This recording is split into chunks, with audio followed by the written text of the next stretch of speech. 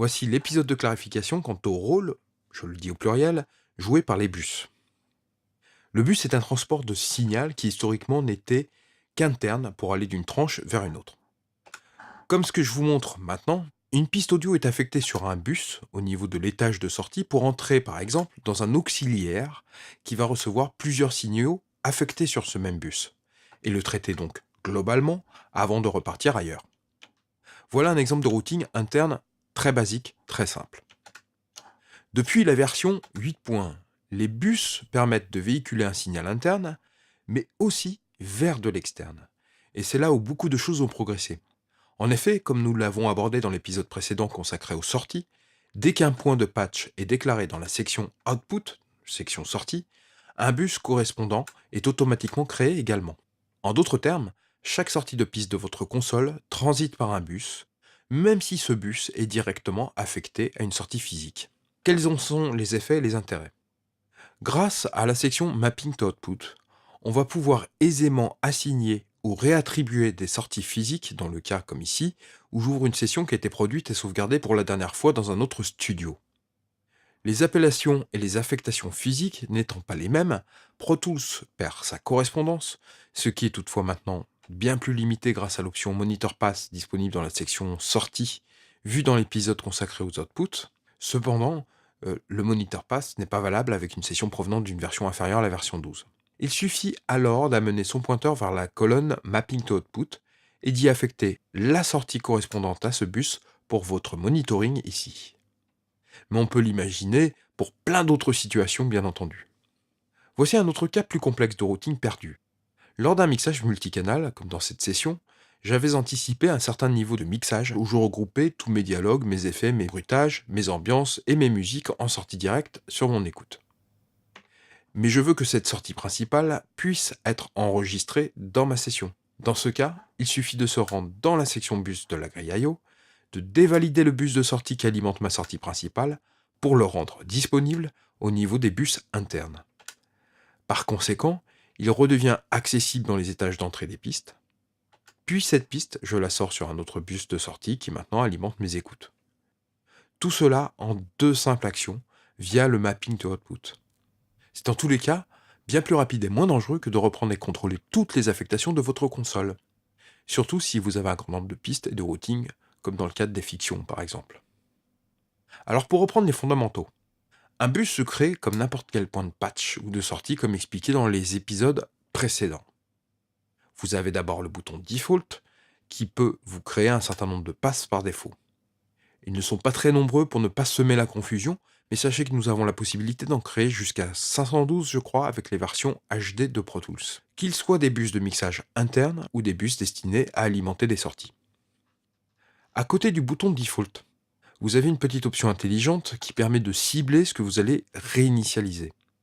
Soit tous les types de bus mixage interne ou dédiés au point externe, soit que les bus internes de mixage, soit que les bus alimentant des sorties physiques.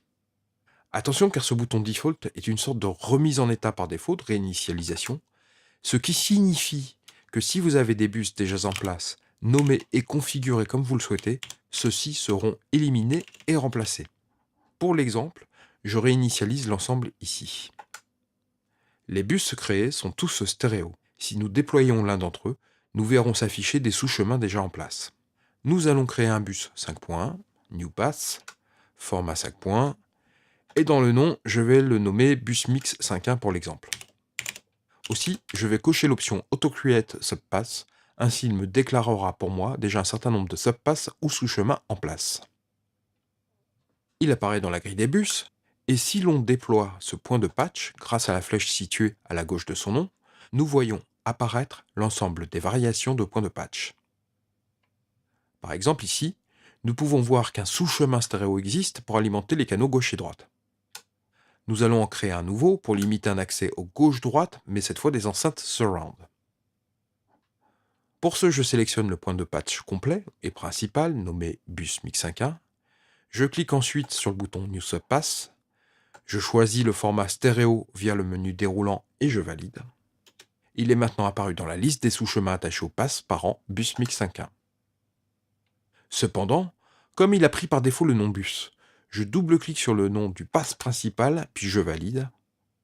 Ainsi, il reprend un nom plus explicite. Par contre, il apparaît suffixé .stéréo entre parenthèses 1 puisqu'un premier stéréo existait déjà. Pour que son affectation soit plus claire, je vais le renommer plus spécifiquement en double-cliquant sur celui-ci pour lui attribuer le nom de bus MIX51 LSRS. Je vais décaler également ces points de croisement sous les bons canaux. Je peux réordonner dans la grille d'apparition des bus et je vais mettre le nouvellement créé quasiment en haut de la liste afin de le voir apparaître dans les premiers. Et je valide, et ça y est, mon bus 5 est disponible pour du routing interne à la console. Si on observe maintenant depuis un étage de sortie d'une des tranches de la console, section bus, je vois que je peux lui affecter n'importe lequel du chemin ou des sous-chemins que nous avons déclarés dans la grille I/O. Testons maintenant la validité de notre routing. Depuis une piste aux ou audio, je l'affecte sur le bus MIX51 en sortie. J'insère également un générateur de signal que je mets en mode bruit rose pour ne pas être agressé en cas d'erreur de manip. Je vois pour l'instant que ma tranche de console module, mais aucune activité dans le master ou dans l'écoute ne peut être constatée. Donc je crée maintenant un nouvel auxiliaire 5 points, track, new track ou Command-Shift-N sous macOS 10, Ctrl-Shift-N sous Windows, le même raccourci clavier que la création d'un pass dans la grille I/O. Dans le format, je choisis 5 points. Dans le type, je choisis aux input. Je valide. Sur l'auxiliaire nouvellement créé, j'affecte dans l'étage d'entrée mon bus mix 5 points et dans son étage de sortie, notre sortie principale. Je vois maintenant que le signal transite bien, car je vois que le bar graph de l'aux module bien. Maintenant, si je vous affiche le panner de la piste source et que je commence à balayer dans l'espace avec, vous pouvez constater que tous les canaux sont alimentés, y compris le LFE, grâce à son petit fader dédié depuis le panner. Donc, notre routing est bon, validé. Maintenant, que se passe-t-il si je remplace l'affectation bus mix 5 points par son sous-chemin stéréo? Seuls les canaux gauche et droite vont être alimentés, et d'ailleurs, pour rappel, les barres graphes, quel que soit votre format de connexion 5 points, s'affichent dans l'ordre du Dolby Digital, soit Left, Center, Right Surround, LFE, comme le fait apparaître la section bus de votre grille de routing. Et maintenant, si je bascule sur le sous-chemin que nous avons précédemment déclaré, LSRS, ce sont les deux canaux surround qui sont alimentés désormais. Là, nous venons de faire un routing simple de mixage interne d'un bus affecté en sortie de piste qui alimente un auxiliaire en utilisant ce même bus, mais cette fois pour son entrée. Maintenant, plutôt que le bus mix 5.1 soit un bus de mixage interne, je souhaite qu'il devienne une connexion directe sur les sorties de mon système. Je retourne alors dans la grille I/O et je tente de cocher la case qui le sépare de la section Mapping to Output, puisqu'en fait, on va faire une affectation sur la sortie physique. Pro Tools affiche un avertissement expliquant que ce bus est actuellement affecté en entrée d'une ou plusieurs autres tranches, donc notre transformation de rôle du bus n'est pour le moment pas envisageable. Maintenant, si je ressors de la grille, je peux voir quelles sont les tranches concernées par cette affectation en faisant un simple clic droit sur le nom du bus et je choisis Select Assignment to Bus Mix 5.1.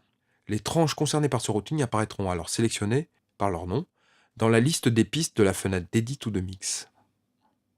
Maintenant que je libère de ce bus l'étage d'entrée de la tranche auxiliaire concernée, en permutant par exemple sur New Input, je retourne dans la grille I/O. Je peux maintenant affecter notre bus Mix5 à une sortie physique du système, et je peux également la mapper à une sortie déclarée de la page Outputs. Il est devenu un bus de sortie. C'est souvent dans le sens inverse que l'on en a besoin, comme je l'ai expliqué dans mon exemple précédent, mais dans ce sens-là, il me semblait plus clair pour vous en expliquer la logique. Le mapping to output a également eu droit à quelques améliorations avec la version 12.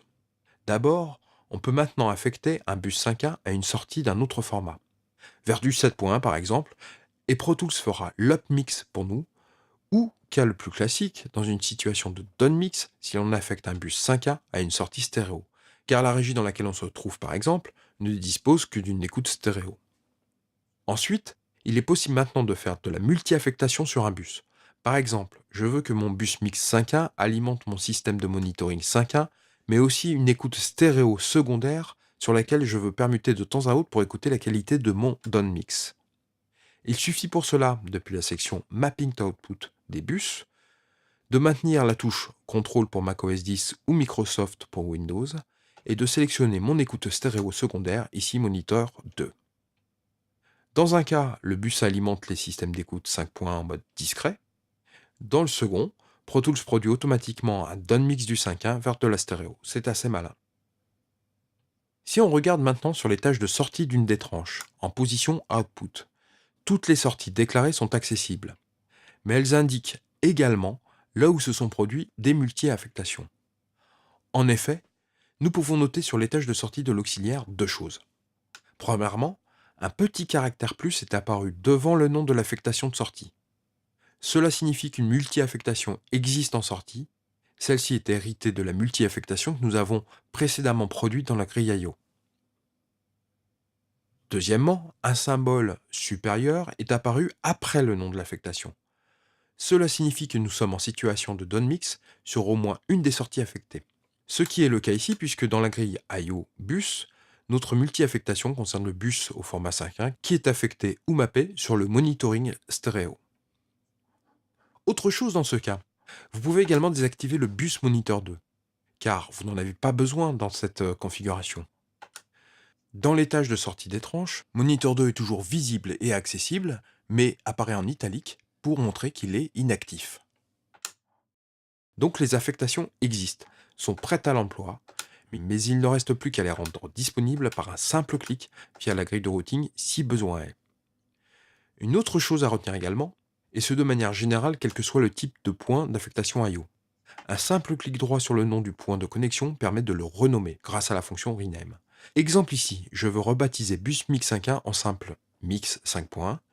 Je fais un clic droit sur son nom, appelle la fonction rename, puis modifie le nom et je valide. Nous pouvons dorénavant voir le nouveau nom pour les tranches qui sont déjà affectées dessus. Mieux encore, dans la liste des affectations section bus, nous pouvons constater que le point de patch principal, mais aussi ses sous-chemins qui y sont rattachés, ont eu leur nom de modifié. Comme c'est également visible depuis la page bus de la grille d'entrée-sortie.